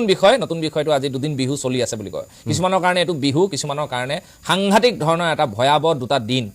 এই যে চালকসকলৰ এইটো বিপদ নহয় বা চালকসকলৰ কেব চালকসকলে নেতৃত্ব লৈছে কমাৰ্চিয়েল গাড়ীত তেওঁলোকে টাৰ্গেট কৰা নাই তেওঁলোকে টাৰ্গেট কৰিছে অসমক A01ক টাৰ্গেট কৰিছে তাৰমানে কাক কৰিছে কংগ্ৰেছ বিজেপি এজেপি যিমান দল সংগঠন আছে সকলোকে আঘাত কৰিছে সকলোৱে একেমুখে ধিক্কাৰ দিব লাগে এতিয়া এই দায়খৰা মন্তব্য মন্ত্ৰীৰ সদায় এনেকে ক'ব মন্ত্ৰীয়ে সদায় সমন্বয় গৈ পাইছে আমিওতো সমন্বয় গৈ পাইছোঁ আমি কোনদিনা সমন্বয় গৈ নাই কোনোবা দিনটো আমি কাজিয়া কৰিবলৈ যোৱা নাই কোনোবা এনেকুৱা উদাহৰণ দিব পাৰিব নেকি আমাৰ অসমীয়া সভ্যতা সংস্কৃতিৰে অনুপ্ৰাণিত ল'ৰাই কেতিয়াবা মেঘালয়ৰ ল'ৰাকে দুই থাপৰ মাৰিছে নাই মৰা কোনোবা মদাহীয়ে মাৰিছে যদি বেলেগ কথা কিন্তু নাই মৰা মদাহীয়েও নামাৰে নজিৰ নাই অৰুণাচলৰ মানুহ কোনোবা মাৰিছে নেকি নাই মৰা তাৰপিছত ৰেলী এটা কৰিছে তেওঁলোকৰ আভ্যন্তৰীণ বিষয় চৰকাৰৰ ওপৰত বিজেপি চৰকাৰৰ ওপৰত তেওঁলোকৰ তাতে বিজেপি মানে মিত্ৰতা এলায়েন্স চৰকাৰ চলি আছে ডাবল ইঞ্জিন চৰকাৰ সেইফালৰ পৰা আহতীয়াকৈ চাবলৈ গ'লে গতিকে তেওঁলোকৰ আভ্যন্তৰীণ বিষয় এটা তেওঁলোকে প্ৰতিবাদ কৰিছে তেওঁলোকে মেঘালয় গাড়ী ভাঙিব লাগিছিলে কিন্তু মেঘালয় গাড়ীৰ মাজে মাজে অসমৰ গাড়ী বিচাৰি ল'লে কিয় এইটো এটা প্ৰশ্ন এই প্ৰশ্নটো সুধিব লাগে মুখ্যমন্ত্ৰীক অসমৰ মুখ্যমন্ত্ৰী হিমন্ত বিশ্ব শৰ্মাই সুধিব লাগে যে মোৰ অসমীয়া গাড়ীখনৰ ওপৰত কি কাৰণে আপোনালোকে এই কামটো কৰিলে তাৎক্ষণিক উত্তৰটো সেইটো দি পেলাই ৰাইজৰ কাৰণে আশ্বস্ত কৰিব লাগে যে এইটো কাৰণত এইটো এনেকুৱা ভুলবশত হ'ল বা এনেকুৱা হ'ল কিন্তু নাই কৰা এতিয়ালৈকে আলোচনা হোৱা নাই কোনো মানুহ যোৱা নাই 37 ডিগ্ৰী চেলচিয়াছ যিসকল মন্ত্ৰী এমএলএ আজি AC ৰুমৰ কোঠাত বহি আছে সেইটো সময়ত কেব চালকসকল অসমৰ দল সংগঠন বিভিন্ন সামাজিক ব্যক্তি বা ভিন্ন ৰাজনৈতিক দলৰ ব্যক্তিসকল আহি তাতে প্ৰতিবাদ কৰি আছে এটা দিনত এজন মানুহৰ চলিবৰ কাৰণে কিমান টকা লাগে আপুনি কওক এসাজ ভাত খাবৰ কাৰণে আজিৰ দিনত এজন কেব চালকে বা এজন গাড়ী চালকে বা এজন সাধাৰণ কোম্পানীত চাকৰি কৰি থকা ল'ৰাই আজি কিছুমান ল'ৰাটো মেঘালয়ত চাকৰি কৰে কিছুমান মেঘালয়ৰ পৰা অসমত চাকৰি কৰে সেইবোৰ হৈছে সাধাৰণ শ্ৰেণীৰ ল'ৰা ছোৱালীবিলাকে ভোগ কৰিছে কাৰ কাৰণে চৰকাৰৰ কাৰণে এই চিষ্টেমটোৰ কাৰণে মই বাৰে কওঁ যে এটা চিষ্টেম কেতিয়াও সলনি নহয় চিষ্টেমটো সলনি হ'ব বুলি ভাবি কংগ্ৰেছৰ দুৰ্নীতি দেখি পেলাই আমি বিজেপিক ভোট দিছোঁ ভাবিছোঁ যে বিজেপিয়ে এটা নতুনত্ব সৃষ্টি কৰিব ভাতৃত্ববোধৰ যে কিবা হ'লে আমাক তেওঁলোকে ৰক্ষণাবেক্ষণ দিব আমাৰ এটা চিষ্টেমৰ ওপৰত আমাৰ এটা আস্থা থাকে কিন্তু বাৰে তেওঁলোক ব্যৰ্থ কিয় হৈছে আৰু মই আগতেও কৈছোঁ এই এনেকুৱা অনুষ্ঠান বহুত টিভি টক শ্ব'ত কৈছোঁ যে হিমন্ত বিশ্ব শৰ্মা হওক দিলীপ শইকীয়া হওক যেতিয়া তেওঁলোকে বাহিৰত বুকু দাঙি পেলাই ভাষণ দিয়ে তেওঁলোকক আমি ফেচবুকত লিখোঁ যে আমাৰ অসমীয়া সন্তানে বাহিৰৰ আগত এনেকৈ দপদপাই আছে কিন্তু ইমান ডাঙৰ সন্তান থকাৰ পিছত অসম মাতৃৰ বুকুত কোনোবাই খুন্দা মাৰি থাকিব বাৰে আমি সভ্য জাতি অসমীয়া জাতি আমি শংকৰ মাধৱৰ জাতি বুলি কৈ আমি হাত খাবতি বহি থাকিম আমি সদায় মাৰে খাই থাকিম পিটন খাই থাকিম সৌ সিদিনা আমাৰ অসমীয়া কোন বুলি এইখন অসমতে অসমৰ ভিতৰত খেদি আহিলে যে কোন অসমীয়া সৌ সিদিনা পেট্ৰল ডিপুত আমাক বিহাৰীয়ে আমাৰ অসমীয়া ল'ৰাক মাৰপিট কৰিলে এইবিলাক বস্তু ৰাজনীতি বাদ দিয়ক ৰাজনীতি এটা বেলেগ স্তৰৰ কথা কিন্তু আমাৰ যিটো সামাজিক দায়বদ্ধতা থাকিব লাগে প্ৰত্যেকজন ৰাজনীতিবিদৰ এজন অসমীয়া হিচাপে অসমীয়া তেজটো থাকিব লাগিব মই কোৱা নাই মাৰপিট কৰিবলৈ মই কোৱা নাই যে কোনোবাই জংগলী কাৰবাৰ কৰিছে আমি জংগলী কাৰবাৰ কৰিব আমাৰ কথাবিলাক এতিয়া অসমতে চলি আছে আমাৰ কথাবোৰ আমি কিয় জনপ্ৰতিনিধি এজন দিছোঁ আজি মুখ্যমন্ত্ৰীয়ে 200 আসন কিয় পাইছে 102খন আসন তেওঁলোকক আমি জনপ্ৰতিনিধি হিচাপে পাইছোঁ আমাৰ কথা বতৰাবিলাক তেওঁলোকে চৰকাৰৰ লগত পাতিব লাগিব ইমান এৰি দুদিনকৈ আন্দোলন চলিলে এই ল'ৰাবিলাকে নোবোৱাকৈ সেইদিনা মহাবীৰ লাচিত খানা বুলি লাচিত খানাৰ কেইবাটাও ভাগ আছে মহাবীৰ লাচিত খানাৰ ল'ৰাকেইটাই গধূলি সময়লৈ পানী আৰু বিস্কুট যোগাৰ কৰি দিছে আৰু গধূলি সময়ত মই তেওঁলোকক প্ৰথমটো প্ৰস্তাৱ দিলোঁ যে আপোনালোকে ইমান শান্তিপূৰ্ণভাৱে আলোচনা কৰি আছে তাতে কেইবাজনো মানুহ আছিল মই বোলো আপোনালোকৰ যিটো প্ৰতিবাদ যেহেতু গধূলি হোৱাৰ লগে লগে আশে পাশে ৱাইন শ্বপ আজিকালি ৱাইন শ্বপ বহুত ঠাইত গম পাইছে ৱাইন শ্বপ বহুত হৈ গৈছে য'তে ত'তে মদটো সুলভ মূল্যত পাই যায় গতিকে য'তে ত'তে খাই দিব পটকে কোনোবা এটা দলিয়াই দিলে কিবা এটা হ'ল তাৰপিছত কি হৈ গ'ল যে অসমৰ মানুহে আক্ৰমণ কৰিলে মেঘালয়ৰ মানুহে আক্ৰমণ কৰিলে বুলি কৈ পেলাই গোটেই বস্তুটো এটা বেলেগ দিশত গুচি যাব গতিকে আমাক এটা উপযুক্ত সলিউশ্যন লাগে অকল মোৰ কাৰণে বা কেব চালকখিনিৰ কাৰণে বা কোনোবা বিশেষ মানুহৰ কাৰণে নহয় অসমৰ মানুহে এতিয়াও শাক খোৱা ভাত খোৱা ভিডিঅ' চাই আছে আজিৰ ডেটতো এজনী ছোৱালীক ৰাতিপুৱা দেখিলোঁ তাই গমেই নাপায় কৈছে আপোনালোকে কিয় ইমান উৎপাত কৰিছে আৰে ভাই অসমৰ মানুহক মাৰপিট কৰিছে অকল এইটো নহয় মই আজি এটা শ্বেয়াৰ কৰিছোঁ আপুনি চাবচোন তাত এজন ল'ৰাই আজি অলপ দিনৰ আগত গাড়ীখন পাৰ্কিং কৰিছিলে পাৰ্কিং মানে শুনিব দেই শ্বিলঙত এই মানুহ এজন বহুৱাই পেলাই মানুহজনে বস্তু আনিবলৈ গৈছে যেনেকৈ আমি গাড়ী এখন ৰখাই চালক এজনক ৰখাই পটককৈ কিবা এটা লৈ আনিব এতিয়া মই আহি থাকোঁতে কেবখন ৰখাই মই এটা চুইংগম ল'লোঁ তেতিয়া আহি এজনে কৈছে তই ইয়াত কিয় গাড়ী ৰখাইছ হিন্দীতে তেওঁলোকক কৈছে কিয় গাড়ী ৰখাইছ গাড়ী নৰখাবি ইয়াত আগৰ এই পাৰ্কিঙত ৰখা বোলে পাৰ্কিঙত কিমান 100 টকা ভাবক আপুনি আৰু কি হয় আমাৰ আজি টুৰিষ্ট তালে নোযোৱাৰ লগে লগে তেওঁলোকৰ নাজল নাথল অৱস্থা গতিকে মই এটা কথা বিনম্ৰভাৱে ক'ব বিচাৰোঁ যে আন্দোলনটো দীঘলীয়া কৰাতকে সমাধানটো তেওঁলোকে ৰাজ্য চৰকাৰে চিন্তা কৰিব লাগে কাৰণ তেওঁলোকৰ ৰাতি ভাত মুঠিৰ কাৰণে তেওঁলোকৰ ঘৰত মানুহ ৰৈ থাকে গতিকে মই ভাবোঁ যে মুখ্যমন্ত্ৰী হিমন্ত বিশ্ব শৰ্মা ডাঙৰীয়া অতুল বৰাই দায়খৰা মন্তব্য দিছে দিবই বাৰু তেওঁ বেলেগ কথা গতিকে হিমন্ত বিশ্ব শৰ্মাই অতি সোনকালে নেডাৰ আহ্বায়ক হিচাপে ইয়াৰ এটা ভৱিষ্যতে নহ'ব পৰা কিবা এটা আমাক মানে নিশ্চয় জয়ন্ত গোস্বামী সামগ্ৰিক ঘটনা সন্দৰ্ভত ভাৰতীয় জনতা পাৰ্টীৰ পক্ষৰ পৰা ইতিমধ্যে মই যোৱাকালি মন্তব্য লৈছোঁ আজি আপোনাৰ প্ৰতিক্ৰিয়া ল'ম যে দুটা দিনা আন্দোলন হৈছে এই পৰ্যন্ত কিন্তু আমি দেখিছোঁ দুখন জিলাৰ কোনো জিলা আয়ুক্তই তাত গৈ কোনো ধৰণৰ পৰিস্থিতিৰ প্ৰতিবাদকাৰীসকলক কথা বতৰা সোধা নাই সমান্তৰালভাৱে দুইখন ৰাজ্য চৰকাৰ কোনো জনপ্ৰতিনিধি এই পৰ্যন্ত কিন্তু সেই স্থানত অহা নাই আৰু আন্দোলনটো ধাৰাবাহিকভাৱে দীঘলীয়া হৈ গৈ আছে কিন্তু গণতান্ত্ৰিক প্ৰতিবাদ এটা অব্যাহত ৰাখিছে এতিয়ালৈকে কিন্তু কোনো হিংসাত্মক পৰিস্থিতি নাই এইটো দুইখন ৰাজ্য চৰকাৰৰ বাবে এক সেউজ সংকেত বা এক ইতিবাচক ইংগিত গতিকে ইতিবাচকটোক যদি এতিয়াই সহজে সমাধান কৰিব পৰা গ'লহেঁতেন তেতিয়া কিন্তু অনাগত ভৱিষ্যতত হয়তো দুখন ৰাজ্যৰ মাজত এটা সমন্বয় তাৎক্ষণিক দিশে আগবাঢ়িলেহেঁতেন কিন্তু এতিয়ালৈকে জনপ্ৰতিনিধি যোৱা নাই অত্যন্ত দুৰ্ভাগ্যজনক বিষয়টো চৰ্চাৰ বিষয় মানে চাওক কথাটো হৈছে এনেকুৱা যে প্ৰথম তাত মেঘালয় চৰকাৰৰ যিটো ষ্টেটমেণ্ট হয় এইটোত কৈছে যে চম আননোন মিছক্ৰিয়েঞ্চ এই যে গোটেই ঘটনাটো কিছু অচিনাক্ত দুৰ্বৃত্তই ঘটোৱা ঘটনা এইটো হ'ল মেঘালয় চৰকাৰৰ ফালৰ পৰা official statement before the Meghalaya high court তাৰপিছতে অসম চৰকাৰ যিহেতুকে অসম বিষয়টো অসম কেন্দ্ৰিক মানে অসমৰ মানুহ অসমৰ অলপ আগতে বক্তাগৰাকীয়ে কোৱাৰ ধৰণে ASৰ ওপৰত আক্ৰমণ মানে অসমত ৰেজিষ্টাৰ হোৱা নাম্বাৰৰ গাড়ীসমূহ চাইছে আক্ৰমণ গতিকে অসমৰ মুখ্যমন্ত্ৰী ডাঙৰীয়াই মেঘালয়ৰ মুখ্যমন্ত্ৰীৰ লগত ইমিডিয়েট তেওঁৰ বাৰ্তালাপ আৰু তেওঁ বাৰ্তালাপৰ পৰৱৰ্তী সময়ত খাচী ছাত্ৰ সন্থা যিটো অৰ্গেনাইজেশ্যনে গোটেই আন্দোলনাত্মক সিদ্ধান্ত লৈছিলে বা আন্দোলন আহ্বান জনাইছিলে তেওঁলোকৰ সভাপতিকে প্ৰমুখ কৰি কেইবাজনো শীৰ্ষস্থানীয় নেতৃত্বক মেঘালয় চৰকাৰে গ্ৰেপ্তাৰ কৰিছে গ্ৰেপ্তাৰ কৰিছে তেওঁলোকক জেল হাজতলৈকে প্ৰেৰণ কৰিছে আৰু মেঘালয় চৰকাৰে মেঘালয় পুলিচে তৎকালীনভাৱে বিষয়টো এক পৰিস্থিতি চম্ভালিবৰ কাৰণে চেষ্টা কৰিছে তো অসমৰ যিটো আহ্বান তাক ৰেছপণ্ড কৰি পেলাই দুইখন চৰকাৰৰ যোগাযোগত এতিয়া কথা হ'ল এইটো যে প্ৰথম কথা যিহেতুকে মেঘালয়ৰ অৰ্থনীতিত এটা বুজন পৰিমাণে নিৰ্ভৰ কৰে পৰ্যটন অৰ্থনীতিক পৰ্যটকৰ ওপৰত পৰ্যটক যেতিয়া আহিব তেওঁলোকে তেতিয়া তাত বিজনেছ বাঢ়িব গতিকে এই গোটেই যিটো তেওঁলোকে পৰ্যটন ক্ষেত্ৰখনৰ ওপৰতে আক্ৰমণ অৰ্থাৎ তেওঁলোকে আনপ্ৰফেচনেল কৰিছে গোটেই কথাটো মানে তেওঁলোকৰ যিটো কাম কাজখিনি যোনে যিয়ে নকৰক লাগিলে যিখিনি কাম কাজ যিখিনি ঘটনা সংঘটিত হ'ল তাৰ কাৰণে লছটো কিন্তু ইমিডিয়েট লছটো কিন্তু মেঘালয়ৰ হৈছে মেঘালয়ৰ জনসাধাৰণ ভুক্তভোগী হ'ব মেঘালয়ৰ ব্যৱসায়ীসকল ভুক্তভোগী হ'ব আৰু পৰ্যটন উদ্যোগটোত শ্বিফ্ট হ'ব মেঘালয়ৰ পৰা অন্য স্থানলৈকে শ্বিফ্ট হ'ব এতিয়া আমি সকলোৱে মেঘালয় কেন্দ্ৰিক হৈ থাকোঁ গৰম দিন আহিলে ঠাণ্ডা ল'বৰ কাৰণে আমি মেঘালয়লৈকে যাওঁ তেতিয়া অন্য স্কোপ বিচাৰিব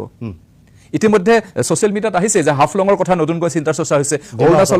অৰুণাচলৰ ডিমা হাছাওৰ কথা চিন্তা চৰ্চা হৈছে অৰুণাচলৰ বিভিন্ন অঞ্চলত ইতিমধ্যে পৰ্যটন উদ্যোগ গঢ়ি উঠিছে গতিকে গোটেই কথাটোত মূলতঃ যে যিসকলে কৰিছে বা যিসকলে এই গোটেই কথাটোত মেঘালয়ৰ ভিতৰত আক্ৰমণ কৰিছে তেওঁলোকে টোটেলি আনপ্ৰফেচনেল আৰু তাত আটাইতকৈ ক্ষতি কিন্তু মেঘালয়বাসীৰে হৈছে গতিকে সেই কথাটো কিন্তু মেঘালয়ৰ দৃষ্টিকোণৰ পৰা তেওঁলোকৰ জনসাধাৰণ আমাৰ যেনেকৈ আমি আমাৰ বিভিন্ন দল সংগঠন আমাৰ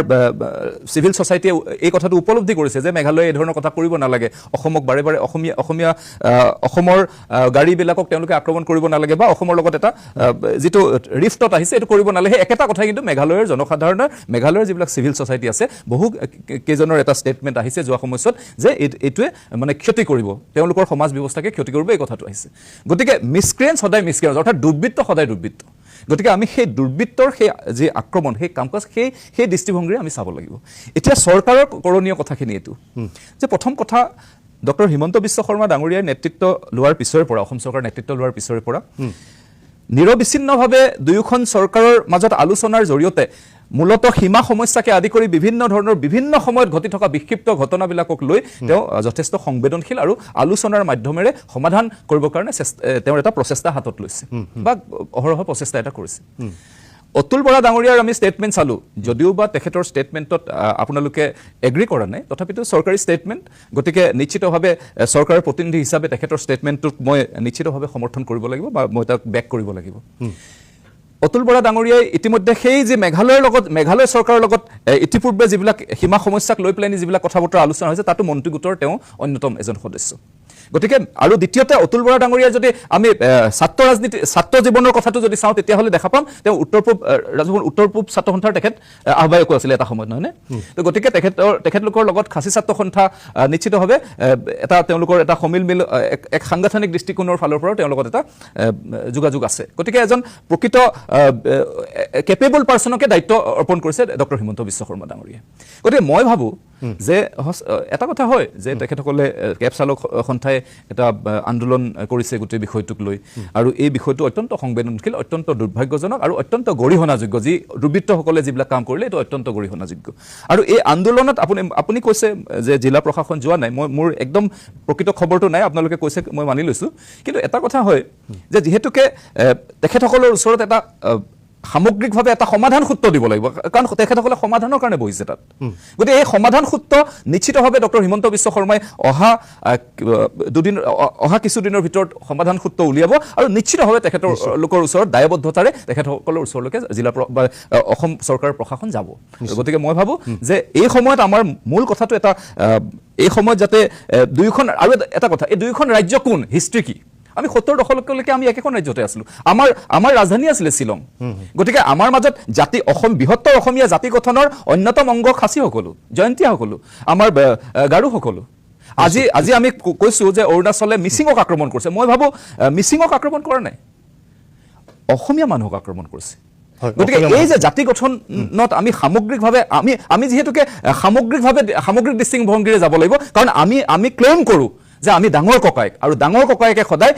বহল হাতেৰে বহল দৃষ্টিভংগীৰে যাব লাগিব। কেইবাটা গুৰুত্বপূৰ্ণ কথা কৈছে। মই ইতিমধ্যে পংকজ বৰ্মন আছে, নিজে ভুক্তভোগী গোটেই বিষয়টোত। পংকজ বৰ্মন, এতিয়া আজিৰ তাৰিখত আপোনালোকে যে দুদিনকৈ ধৰি আন্দোলন কৰিছে, জিলা আয়ুক্ত আপোনালোকৰ মাজত উপস্থিত হোৱা নাই, এটা মেছেজো যোৱা নাই যে আপোনালোকে কিহৰ ওপৰত আন্দোলন কৰিছে, কি কৰিছে, এই প্ৰশ্নবিলাক উত্থাপন হৈছে। গতিকে এতিয়া আপোনালোকে কি বিচাৰি আছে, যে কেনেকুৱা এটা সমাধান বিচাৰি আছে? আপোনালোকৰ এই সমাধানটো টিভিৰ জৰিয়তে আপোনালোকে ক'ব পাৰিব, দৰ্শকক ক'ব পৰা এখন প্লেটফৰ্ম মই দিছোঁ, কি বিচাৰি আছে? চাওক, এইটো যোৱাকালিৰ ঘটনা নহয়, অকণমান আগতে তাতে কোৱাৰ নিচিনাকৈ যে এজ দেখা পালে হ'ল তেওঁলোকক, এজ দেখা পোৱাৰ লগে লগে তেওঁলোকৰ নাজানো গাত কি আহে, মানে এইটো এনেও হৈ থাকে নেকি? তাত এনে হৈ থাকে, তাৰমানে মাৰপিট নহয়। চাপ'জ আপুনি এজ গাড়ীখন পুলিচ বজাৰৰ ক'ৰবাত ওচৰে পাজৰে বা পাৰ্কিঙৰ ওচৰত ক'ৰবাত ৰখালে, তাত ধৰক ML গাড়ী দুখন সোমাই আছে, এখন আগত এখন পিছত, মাজত ধৰি লওক এজখন আছে, আগৰ আৰু পিছৰখনক কিন্তু তেওঁলোকে লগ নলগায়,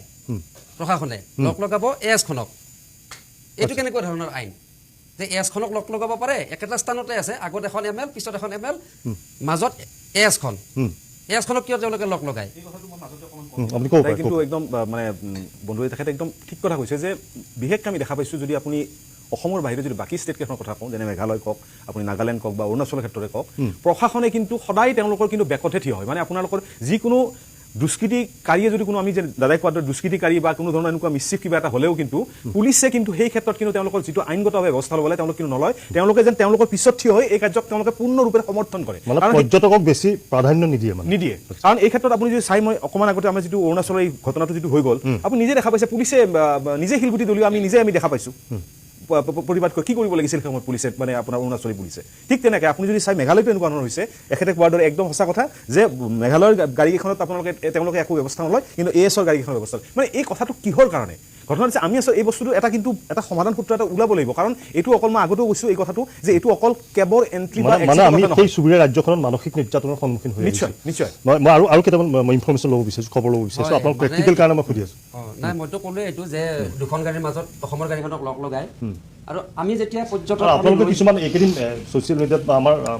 সংবাদ মাধ্যমৰ সন্মুখত কৈ আছে, বিভিন্ন সময়ত বেয়া ব্যৱহাৰৰ সন্মুখীন হয়। মানে এই ঘটনাটোক কেন্দ্ৰ কৰি নহয়, বহু সময়ত আপোনালোকে সেই ধৰণৰ অভিযোগবিলাক পাই থাকে, এইবিলাক এতিয়া আপুনি সামাজিক মাধ্যমত দেখি আছোঁ। চাওক,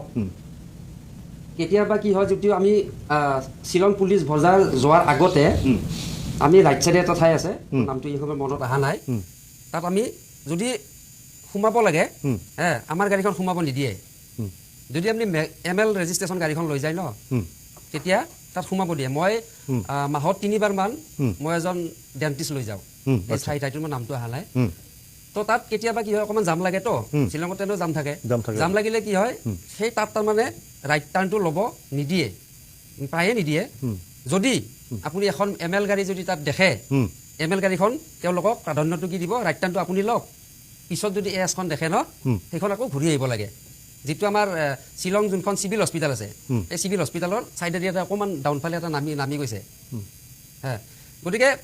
মই মানে এইবিলাক আপোনালোক সকলো ভুক্তভোগী আৰু আমি ভুক্ত অসমৰ পৰা যোৱাবিলাক মানে কাৰণ কিয় আমি চাওক আজি মোৰ মোবাইলত প্ৰায় 20-25টা গ্ৰুপ আছে আচ্ছা শ্বিলঙত কি হয় চেৰাপুঞ্জীত কি হয় অৰুণাচলত কি হয় আমি গোটেইখিনি ইনফৰমেশ্যন আমি পাই থাকোঁ মিনিটে আচ্ছা কোনোবা এখন গাড়ী মানে খুন্দা লাগিলেও আমাক ইনফৰমেশ্যনবিলাক আমি পাম যদিও গুৱাহাটীত থাকোঁ তেতিয়া আমি ইনফৰমেশ্যনবিলাক আমি পাওঁ যে অমুকৰ গাড়ীখন অমুকত খুন্দা লাগিছে আপোনালোকে অকণমান সহায় কৰক ছেম কাহিনী আমি গুৱাহাটীতো আমি এনেকুৱা কৰি থাকোঁ এইটো আমি গ্ৰুপবিলাক এনেকৈ বনাই লৈছোঁ আমাৰ মেঘালয়ত যদি আমি যাওঁ অৰুণাচলত আমি ইমানখিনি নাপাওঁ হাৰাছমেণ্ট কিন্তু মেঘালয়ত এনেকুৱা আমি হাৰাছমেণ্ট পাওঁ প্ৰশাসনৰ পৰাই হওক বা তাৰ যিখিনি মানে লোকেল মানে মানুহ আছে ন আপুনি গাড়ীখন আগত যদি আপুনি স্পীডত যাবতো নোৱাৰে শ্বিলঙত লাহে লাহে গৈ থাকিলে পিছৰ পৰা এনেকৈ আপোনাৰ মানে এটা বেবিচাৰ গালি পাৰিব কিবাকৈ বাইক এখন যদি ক্ৰছ কৰিব পাৰিছে আপোনাৰ বেবিচাৰ গালি পাৰি পেলাই সেই এয়াজ গাড়ীখনক তেওঁলোকে আগবাঢ়ি পেলাই ওলাই গুচি যায় এইটো কমন কমপ্লেইন মানে এইটো কমন এইটো এই দুদিনত যে হৈছে সেইটো কথা নহয় এই দুদিনত বাৰু কোনোবা সংগঠনৰ লগত কিবা এটা হৈছে সেইটো যদি বেলেগ বুলি মই বিষয় বুলি ধৰিলোঁ মানে বেয়া ব্যৱহাৰৰ সন্মুখীন হয় কিন্তু তেওঁলোকেতো তেওঁলোকৰ গাড়ীখনকতো হেৰি লক্ষ্য কৰি ল'ব পাৰিলে হয় সেইখন যে ইনোভা নে কিখন যে আছিলে গ্লাছ যে ভাঙিলে আগত মেঘালয় গাড়ী পিছত মেঘালয় গাড়ী মাজত ইনোভাখন কেনেকৈ তেওঁলোকে গ্লাছত আক্ৰমণ কৰিলে টাৰ্গেটটো হয়নে নহয় আপুনি চাওক অসমখনক টাৰ্গেট কৰিছে আজি আমাক টাৰ্গেট কৰা নাই যে মানুহে ভাবিছে যে কমাৰ্চিয়েল গাড়ী এখনক মাৰিছে আমিনো কি কৰিম সেইটো নহয় এইটো কিন্তু অসমক টাৰ্গেট কৰিছে তেওঁলোকে আৰু এইটো ভৱিষ্যতেও কৰি থাকিব কাৰণ কিয় আমাৰ এই ভাৰতবৰ্ষখনত আপোনাৰ ডাবল ইঞ্জিন চৰকাৰ আছে আৰু আমাৰ মুখ্যমন্ত্ৰী ডাঙৰীয়াই নিজে কৈ থাকে যে মোতকৈ পাৱাৰফুল মানুহ এই দুনিয়াত কোন আছে বুলি তেওঁ কয় গতিকে আপোনাৰ দেশৰ নাগৰিক আমি গতিকে ইমান পাৱাৰফুল ব্যক্তি এজন থকাৰ পিছত আমাৰ নিৰাপত্তাটো আপুনি দিব পৰা নাই এইটো কিন্তু দুখ প্ৰকাশ কৰিছোঁ আৰু এইটোতো দুখ প্ৰকাশ কৰিছোঁ আমি তাত লঘনে ভূষণে এই প্ৰখৰ ৰ'দত আমি ইমান তাত চিঞৰি আছোঁ আপোনালোকে গম পায় আপোনালোকৰ পৰা এজন জনপ্ৰতিনিধি নগ'ল এবটল পানীও আমাক দিবলৈ তাত নগ'ল গতিকে ইয়াতকৈ দুখৰ বিষয় আৰু কি ক'ম মোৰতো এনেকুৱা লাগিছে আপোনালোকে কিবা নিশ্চয় ৰং চাই আছে ইমান ৰং চাব নালাগে আমি সাধাৰণ মানুহ বিশেষকৈ আমি এই কাৰণে মাত মাতিছোঁ আমাৰ গাড়ীত বেছি আক্ৰমণ কৰিছে আৰু লগতে আমি খুব তাত হাৰাছমেণ্ট পাওঁ আমি তাত এনে এই ৰ'দত আমি চিঞৰিব যোৱা নাই গতিকে এইখিনি মানে অসম চৰকাৰ মেঘালয়ত অসমীয়া পৰ্যটকসকলক অসমীয়া চালকসকলক নিৰাপত্তা দিব লাগে সেইটো আপোনালোকে দাবী জনাইছে ষ্টুডিঅ'ৰ মঞ্চৰ পৰা নিশ্চয় ৰাজ্য চৰকাৰে ইয়াৰ ওপৰত গুৰুত্ব প্ৰদান কৰিব ৰাজু ফুকন মই আপোনাৰ এটা মন্তব্য ল'ব বিচাৰিছোঁ জয়ন্ত গোস্বামী আপুনি মন্তব্য শুনিলে জয়ন্ত গোস্বামী কেইবাটা গুৰুত্বপূৰ্ণ ইতিবাচক মন্তব্য কৰিছে এই মন্তব্যক লৈ আপোনাৰ প্ৰতিক্ৰিয়া কি হ'ব পাৰে মোৰ কথাটো হ'ল কি যে বৰ্মন ডাঙৰীয়া এটা কথা ক'লে যে আমি তাত কাৰ্যসূচী ৰূপায়ণ কৰি আছোঁ আৰু আমি আপোনালোক অকলশৰীয়া নহয় সেই কথাটো কিন্তু আপোনাক আমি কৈছোঁ যে বিভিন্ন সংগঠন তাত গৈছে আৰু জাতীয়তাবাদ বা জাতি চেণ্টিমেণ্টটো ক'ত যেতিয়া তাতে একচুৱেলি আজি জয়ন্ত গোস্বামী ডাঙৰীয়া আছে তেখেতো এটা সময়ত ছাত্ৰ সন্থা কৰা মই ছাত্ৰ সন্থা কৰা এই যে তাত যে মাৰিলে এই এছ মানে গাড়ীকেইখনক ভাঙিলে যে অকণমানটো ক'ৰবাত কিবা লাগিছে ন বুকুত সেইটোকে জাতীয়তাবাদ বুলি কয় জাতি চেণ্টিমেণ্ট বুলি কয় আচলতে সেইকাৰণে এই যে হেৰিবিলাক হৈছে এই যিটো ডাবল ইঞ্জিন চৰকাৰ কেন্দ্ৰত বিজেপি ৰাজ্যত বিজেপি দুইখন ৰাজ্যত বিজেপি তাৰ পাছত আজিলৈকে সমাধান হোৱা নাই কিয় যে 3টা দিন আচলতে কেব চালকসকল তাত বহি আছে প্ৰিন্সে কৈছে বা গোস্বামী ডাঙৰীয়াই কৈছে যে এইটো ঘটনাটো মানে এটা স্থায়ী সমাধান হ'ব লাগিব মানে অতিষ্ঠ হৈ গ'ল এখেতলোকে ককথনা খায় তেওঁলোকক অপব্যৱহাৰ কৰে অভদ্ৰামী কৰে তাৰ পাছত গৈ এতিয়া কি কৰিলে যেতিয়া এই পৰ্যায় পালেগৈ যে কোনো বাছ বিচাৰ নাই এই গাড়ীখনক মাৰিবলৈ আৰম্ভ কৰিলে ভাঙিবলৈ আৰম্ভ কৰিলে তেতিয়াহ'লে এখেতলোকে গৈ আচলতে কি কৰিলে ৰাজপথত বহিব লগা হ'ল আৰু এটা কথা যে আজিৰ তাৰিখলৈকে ইমান সুস্থিৰভাৱে আৰু গণতান্ত্ৰিক প্ৰক্ৰিয়াৰ মাজেৰে আচলতে ড্ৰাইভাৰ সন্থাই আন্দোলনটো লৈ গৈছে তাৰ কাৰণে একদম অন্তৰৰ পৰা ধন্যবাদ জ্ঞাপন কৰিছোঁ যে হিংসাত্মক কেতিয়াও হ'ব নালাগে যে হিংসাত্মক হ'লে ইছ্যু বেলেগলৈ গুচি যাব সেইকাৰণে আচলতে যিমান পাৰি যে মই ড্ৰাইভাৰ সন্থাৰ সভাপতি আৰু সম্পাদক আমাৰ মানে বৰ্মন ডাঙৰীয়া আছে কৈছোঁ যে আৰু আটাই যিসকল প্ৰতিবাদকাৰী আছে আটাইকে অনুৰোধ কৰিছোঁ যে কোনো হিংসাত্মক কাৰ্যকলাপ হ'ব নালাগে যাৰ কাৰণে নেকি ইছ্যু ড্ৰাইভাৰ হ'ব ইয়াৰ স্থায়ী সমাধানৰ বিচাৰিছোঁ এতিয়া আমি সকলোৱে স্থায়ী সমাধান বিচাৰিছোঁ আৰু চৰকাৰে ইনিচিয়েটিভ ল'ব লাগে এখেতে কৈছে যে আমি কোনখন দেশৰ নাগৰিক নিজকে শক্তিশালী বুলি কয় নেডাৰ চেয়াৰমেন আৰু নিজকে একদম ভাৰতবৰ্ষ শক্তিশালী এজন ব্যক্তি বুলি কয় তাৰ পাছত গৈ আজিৰ তাৰিখলৈকে সমাধান হোৱা নাই যে বেলেগৰ ওপৰত মানে জাপি দিছে অতুল বৰাক তালৈ যাবলৈ কৈছে অতুল বৰা হয় এটা সময় নেচৰ প্ৰেচিডেণ্ট আছিল নেচৰ মানে তেওঁ এডভাইজাৰ আছিল কিন্তু এইটো কথা নহয় যে নেচৰ এডভাইজাৰ আছিল কাৰণে তেওঁ মানে জাপি দিলে নহ'ব কথাটো কি হ'ল যে মুখ্যমন্ত্ৰীয়ে এই বিষয়টো সমাধান কৰি ৰাইজে কোনো কালে যাতে তাত বিপদত পৰিব লগা নহয় আমি যেনেকৈ শ্বিলঙৰ মানুহক সন্মান আৰু মৰ্যাদা সহকাৰে ইয়াত মানে কোনো কালে অপকাৰ নোহোৱাকৈ তেওঁলোকক শ্ৰদ্ধা সহকাৰে ইয়াত আমি তেওঁলোকক আদৰি লওঁ অসমীয়া মানুহকো যাতে অসমৰ পৰা যোৱা মানুহকো যাতে তেওঁলোকে আদৰি লোৱাৰ এটা পৰিৱেশ কেনেকৈ ধৰণে কৰিব পৰা যায় সাংস্কৃতিৰ জৰিয়তে কৰিব পাৰে কেনেবাকৈ চুক্তিৰ জৰিয়তে কৰিব পাৰে যদি কোনোবাই তাত তেনেকৈ ধৰণে কাম কাজ কৰে তেওঁলোকক ভৱিষ্যতৰ দিনত মানে গভৰ্ণমেণ্টৰ ফালৰ পৰা পানিছমেণ্ট দিব লাগিব তেনেকুৱা ধৰণৰ এখন এগ্ৰিমেণ্ট হ'ব লাগিব আৰু অতি দুৰ্ভাগ্যজনক কথা 3 দিন ধৰি আচলতে মানে যোৰাবাটলৈ চৰকাৰী প্ৰতিনিধি কোনো যোৱা নাই মই এটা কথা কওঁ মই আজি চাই আহিছোঁ 1 মিনিট সময় লৈছোঁ এই ধ্ৰুৱ যিজন মানে সভাপতি তেখেতে এখন স্মাৰক পত্ৰ লৈ আছে কোনোবা গ'লে দিম কিমান দুখ লগা কথা আপুনি ভাবক যে কোনোবা গ'লে দিম বুলি লৈ আছে কিন্তু তালৈ কোনো যোৱা নাই দুৰ্ভাগ্যজনক কিমান দুখ লগা কথা এটা মই নিজে আজি মই দেখি আহিছোঁ মই এইটো কথা মই ক'ম নিৰপেক্ষভাৱে মই ক'ব পাৰোঁ সেইটো যে জিলা উপায়ুক্তগৰাকী যাব পাৰে যে স্মাৰ্ট পত্ৰখন ল'বলৈ কি হৈছে কি নাই সেই চৰকাৰ অসম চৰকাৰ সেই বিষয়টো অৱগত যাব পাৰে যে এটা ৰিটাৰ্ণৰ প্ৰয়োজন থাকে সমাধানটো জিলা উপায়ুক্ত দিব নোৱাৰে কিন্তু চৰকাৰে কথা পাতি মানে সমস্যাটো সমাধান হ'ব আৰু সেইটো একে সময়তে মেঘালয় চৰকাৰৰ যিখন জিলা আছে সেই জিলা প্ৰশাসনখনৰ দায়িত্ব আছিলে কাৰণ তেওঁলোকৰ ডিষ্ট্ৰিক্টত যেতিয়া গাড়ী সোমাবলৈ দিয়া নাই বা অসমলৈ সোমাবলৈ দিয়া নাই সেইটো দায়িত্ব আছিলে কিন্তু এই ক্ষেত্ৰত মেঘালয় চৰকাৰো কিন্তু দায়বদ্ধ মানে কাণ্ডজ্ঞানহীন কাণ্ড বুলি ক'ব লাগিব ঠিক আছে মই সেইটো বৈকুণ্ঠ চমুকৈ 1 মিনিট সময় চাওক আন্দোলনটো আমাৰ কৰি আছোঁ কিন্তু মই সেইটোৱে কৈছোঁ যে ইটোৰ পিছত সিটো এটা ইছ্যু আহি যায় গতিকে এইবাৰ এনেকুৱা এটা হ'ব লাগে যে সকলোৱে যিটো কৈছে যে আমাৰ বিজেপিৰ মুখপাত্ৰ যিসকল আছে তেখেতসকলেও কৈছে যে অসমীয়া হিচাপে এইবাৰ তেওঁলোকৰ বুকুটো লাগিছে কাৰণ বাৰে বাৰে এইটো হৈ আছে আৰু যিটো মানসিক যিটো নিৰ্যাতন সেই মানসিক নিৰ্যাতনটো কিন্তু তেওঁলোকে সাংঘাতিক ধৰণে চলায় মই অথনি এটা ভিডিঅ' চালোঁ অলপ দেৰি আগত মই কৈছোঁ নাই কেনেকুৱা ধৰণে মানসিক নিৰ্যাতনটো আৰু তাতে মানুহক পুলিচে ভয় কৰে সেইটো মই নিজেই পাইছোঁ আৰু পুলিচ আৰু মানুহ একেলগে তেওঁলোকৰ অভিযানবিলাক চলায় তেওঁলোকে ফোন কৰি দিয়ে আহি যায় এটা ভাল বন্ধুত্বসুলভ তেওঁলোকৰ মাজত আছে আমাৰ মানুহ গ'লে ইয়াৰ পৰা এইবিলাক কৰে আৰু আপুনি মানে তাতে যদি আপুনি মই লাষ্ট আজি 3 বছৰমানৰ আগত মোৰ এটা ঘটনা হৈছিলে মোৰ ৰঙা 4 বছৰমানৰ আগত মোৰ ৰঙা এখন 800 আছিলে সেই 800খনৰ হৰ্ণটো ভালকৈ নাবাজি পুৰণা দেউতাৰ দিনৰ মই এখন লৈ ক'ৰবাত যাওঁ কেতিয়াবা সেই হৰ্ণটো অহাৰ পিছত শ্বিলঙৰ পৰা বহুত দূৰ আহিলোঁ অহাৰ পিছত হৰ্ণটো মাৰি দিওঁতে মানে আগত কুকুৰে কিবা এটা আছিলে হৰ্ণটো মাৰি দিওঁতে মোক দুটা ল'ৰাই খেদি আহি মোক ধমকি দি থৈ গ'ল মইতো জানো যে ইয়াত যদি মই উল্টাই কওঁ আৰু আপুনি অৰুণাচলত আপুনি যাব অভাৰটেক যদি কৰে এনেকুৱা বিভৎস মাত দিয়ে মাৰপিটটো কৰেই তেওঁলোকে গতিকে মই বিনম্ৰতাৰে ক'ম সৰু মানুহৰ ভোট লৈ ডাঙৰ মানুহ হোৱা মানুহবিলাকে সৰু মানুহবিলাকৰ অনুভূতিবিলাক দুখ বেদনাবিলাক বুজিব লাগিব আৰু এই দুখ বেদনাবোৰ মই পুনৰবাৰ কৈছোঁ যে এইটো অকল কেব চালকসকলৰ আন্দোলন নহয় এইটো অসমীয়া জাতিৰ আন্দোলন হ'ব লাগে আৰু অসমীয়া জাতিটো এনেকৈ থাকোঁতে কিন্তু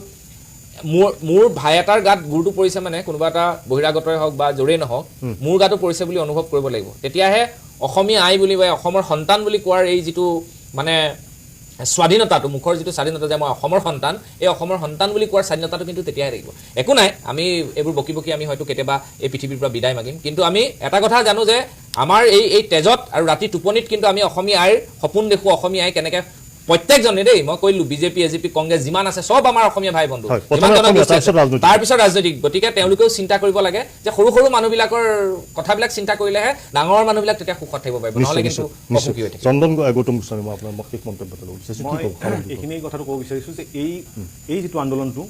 আৰু যাতে দীঘলীয়া নহয় তাৰ এটা স্থায়ী সমাধান মই আগতে কৈছোঁ স্থায়ী সমাধান এটা অতি শীঘ্ৰে ল'ব লাগে কাৰণ মই এইটো কথাই কৈছোঁ যে অকল এইটো কেব চালকৰ আন্দোলন নহয় ইয়াৰ লগত যদি আপুনি চাই মেঘালয়ৰ পৰা যিখিনি মানুহ অহাও বন্ধ হৈছে চাওক তেওঁলোকক মই এটা কথা কৈছোঁ যদি মানৱ হেৰি হিচাপে যদি আপুনি চাই তেওঁলোকৰো যি তাৰ পৰা আহিছে আমি যে ধৰক ব্লকেজ পাইছে তাতো কোনোবা আপোনাৰ বেমাৰী আছে কোনোবা আপোনাৰ হস্পিটেল দেখাব আহিছে আৰু তেওঁলোকৰ মৃত্যু হ'ব পাৰে হয় নহয় কিন্তু গণতান্ত্ৰিক প্ৰতিবাদকাৰীসকলে এটা বস্তু ভালকৈ পালন কৰিছে সেইটোতো একদম মানে এম্বুলেঞ্চ ধুনীয়াকৈ আহিবলৈ দিছে মই মানে জাষ্ট কথাটো কৈছোঁ যে মই এইটো কথাই কৈছোঁ যে ইয়াৰ জৰিয়তে যে চৰকাৰে একদম মানে খুব ইমিডিয়েট ষ্টেপ এটা লওক আৰু এটা পাৰ্মানেণ্ট ষ্টেপ এটা লওক চুক্তি কৰে কিবা কৰে তেওঁটো কেনেকৈ কৰে সেইটো কৰক কিন্তু আৰু যাতে ভৱিষ্যতে এনেকুৱা ধৰণৰ পৰিস্থিতি যাতে সৃষ্টি যাতে নহয় আৰু মেঘালয় চৰকাৰেও যাতে এনেকুৱা ধৰণৰ ষ্টেপ লওক যে সঁচাকৈ তেওঁলোকে যিটো কৈছে যে কোনোবা দুষ্কৃতিকাৰী কৰিছে কিবা কৰিছে এই যাতে কৰাৰ যাতে কোনো ধৰণৰ পৰিস্থিতি আহি নপৰে অনাগত ভৱিষ্যতত তাৰ ব্যৱস্থা কৰক আৰু পুলিচ প্ৰশাসনে যাতে মই এটা কথাও কওঁ মেঘালয় পুলিচ প্ৰশাসনে যাতে এনেকুৱা দুষ্কৃতিকাৰীৰ বেকত থাকি যাতে তেওঁলোক সমৰ্থন যাতে নকৰে এইটো কিন্তু এটা কথা কিন্তু একেবাৰে সঁচা কথা তেওঁলোকৰ কিন্তু এনেকুৱা ধৰণৰ কথা তেওঁলোকৰ পুলিচে কিন্তু সমৰ্থন বাৰে বাৰে আমি কৰি অহা দেখিছোঁ গতিকে এইটো কথা আমি অনুৰোধ কৰিছোঁ লাষ্টত মই এইখিনি কথাই ক'ম দুয়োখন চৰকাৰে ইমিডিয়েটলি এই প্ৰচেছটো এই গোটেই প্ৰতিবাদটোৰ ওপৰত তেওঁলোকে খুব মানে ভালকৈ কথাটো আলোচনা কৰি ইয়াৰ যাতে এটা স্থায়ী সমাধান এটা লয় আৰু মই বিচাৰোঁ আমাৰ ভাই বন্ধুসকলৰ যিটো সমস্যা তেওঁলোকে ভুগি আছে আমাৰ কেব চালকসকলৰ তেওঁলোকৰ যাতে স্থায়ী সমাধান এটা হয় কাৰণ তেওঁলোকৰ নিজৰ পৰিয়ালৰ কথা আছে তেওঁলোকে চলাই আছে নিজৰ গোটেই পৰিয়ালখন নিজৰ কেব চলাই পেলাই নিশ্চয় জয়ন্ত গোস্বামী আপুনি গোটেই কথাখিনি শুনিলে যে কেনেকুৱা অসমীয়া মানুহে তাত সমস্যাৰ সন্মুখীন হয় অৰুণাচলৰ ক্ষেত্ৰতো শুনিছে আপুনি মেঘালয়ৰ ক্ষেত্ৰতো শুনিছে গতিকে এই বিষয়টো যে এটা সমাধান লাগিব সেইটোৱেই নহয় আহি থকা দিনত যাতে অসমীয়াই সুৰক্ষিতভাৱে মেঘালয়লৈ যাব পাৰে অৰুণাচললৈ যাব পাৰে তেনেকুৱা এটা পৰিৱেশ তৈয়াৰ কৰিব লাগে আৰু মই ভাবোঁ বা আপোনালোকৰ কি চিন্তা নাজানো কিন্তু জিলা প্ৰশাসনে এই বিষয়টোৰ ওপৰত কমচে কম গৈ বুজ ল'ব লাগিছিল পৰিস্থিতিটো চাওক মুখ্যমন্ত্ৰী মহোদয়ে নিজে কৰ্ণাৰ চাৰ্মাৰ লগত যোগাযোগ কৰিছে ইমিডিয়েটলি ঘটনাৰ পাছতে আৰু ৰেছপন্স তেওঁলোকৰ ফালৰ পৰা আহিছে চৰকাৰে তেওঁলোকৰ কেইবাজনো নেতৃত্বক খাচী ছাত্ৰ সন্থা যি আন্দোলনটো অৰ্গেনাইজ কৰিছিলে তেওঁলোকৰ নেতৃত্বক গ্ৰেপ্তাৰ কৰিছে আৰু এই কথাটো মেঘালয় চৰকাৰে অন অথ বিফৰ মেঘালয় হাইকোৰ্টৰ যিটো চমতো গোচৰ আহিছে তাত তেওঁলোকৰ এডভোকেট জেনেৰেল অফ মেঘালয়ে তেওঁলোকে ছাবমিট কৰিছে গতিকে ৰেছপন্সটো তেওঁলোক মানে কাউণ্টাৰ ৰেছপন্স মেঘালয় চৰকাৰে দিছে আৰু যিহেতুকে চৰকাৰে এক নিয়মত কামবিলাক কৰিব লাগিব আৰু আলোচনা ইতিমধ্যে